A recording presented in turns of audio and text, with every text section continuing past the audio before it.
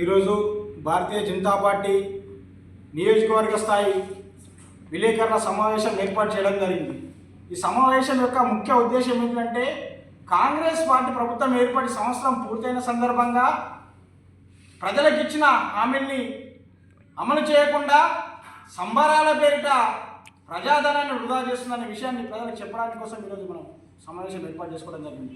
Congress party 2023 ఎలక్షన్ల సమయంలో ఇచ్చిన హామీలు ఏవి కూడా నెరవేర్చకుండా సంబరాల పేరిట ప్రజాధనను దుర్వినియోగం చేస్తూ ఉంది.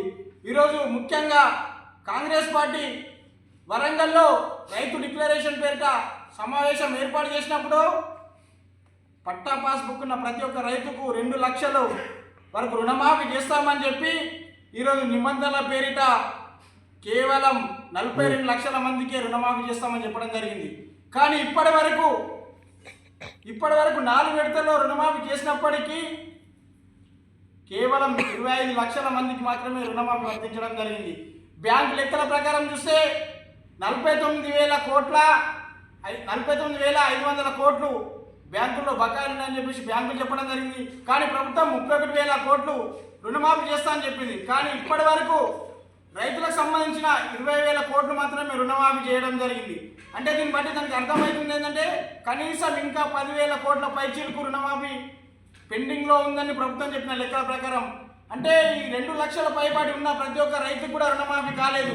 ఇప్పటికైనా రాష్ట్ర ప్రభుత్వం రైతులకు ఇచ్చినటువంటి ఈ రుణమాఫీ విషయంలో ఎంతైతే పెండింగ్ ఉందో అందరు కూడా రుణమాఫీ వర్తించే విధంగా చర్యలు తీసుకొని రాష్ట్ర ప్రభుత్వం తనకి ఇచ్చినటువంటి ప్రజలకు ఇచ్చినటువంటి హామీని నిలబెట్టుకోవాలని చెప్పేసి డిమాండ్ చేస్తూ ఉన్నాను.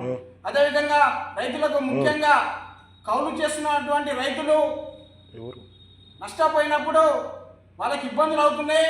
కావున కౌలు రైతులకు కూడా సంవత్సరానికి 15,000 రైతు భరోసా ఇస్తామని చెప్పడం జరిగింది. కానీ ప్రభుత్వం ఏర్పడిన తర్వాత కనీసం వాళ్ళకాన పంటకి ఇవ్వాల్సిన 7,500 రూపాయలు రైతులకు కూడా ఇప్పటి వరకు రైతు భరోసా ఇవ్వలేదన్న విషయం మర్చిపోవద్దు ఇప్పటికైనా. అదేవిధంగా రైతులకు రైతు బీమా కల్పిస్తామని చెప్పారు, రైతు కూలీలకు 12,000 ఇస్తామని చెప్పారు.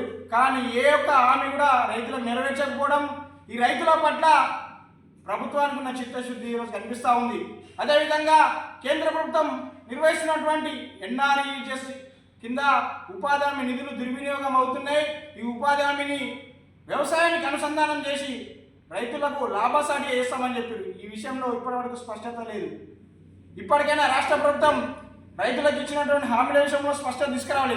అదేవిధంగా పోడు భూములు, అసైన్మెంట్ భూములకు హక్కులు లేకపోవడం వల్ల క్రయ విక్రయాలను అమ్ముకోవడానికి కొనుక్కోవడానికి చాలా ఇబ్బందులు అవుతున్నాయి.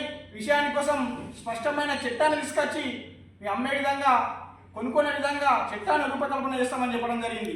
రైతు కమిషన్ ఏర్పాటు చేస్తామన్నారు. రైతు కమిషన్ ఏర్పాటేసి చట్టాన్ని అనుకూలంగా చేసి ధరణి పోర్టల్ ద్వారా చాలా ఇబ్బందులు గురయ్యారు రైతులు. భూమాత పోర్టల్ తెచ్చి రైతులకు ఉన్నటువంటి ప్రతి ఒక్క సమస్యను పరిష్కారం చేస్తామని చెప్పి ఇప్పటి వరకు కూడా భూమాత పోర్టల్ తీసుకురాకపోవడం, రైతులకు ఉన్నటువంటి సమస్యలు అదేవిధంగా కనిపిస్తూ ఉన్నాయి. ఇప్పటికైనా రాష్ట్ర ప్రభుత్వం రైతులకు ఇచ్చినటువంటి ప్రతి ఒక్క హామీని నెరవేర్చాలని చెప్పేసి ప్రభుత్వాన్ని డిమాండ్ చేస్తాము. అదేవిధంగా రాష్ట్ర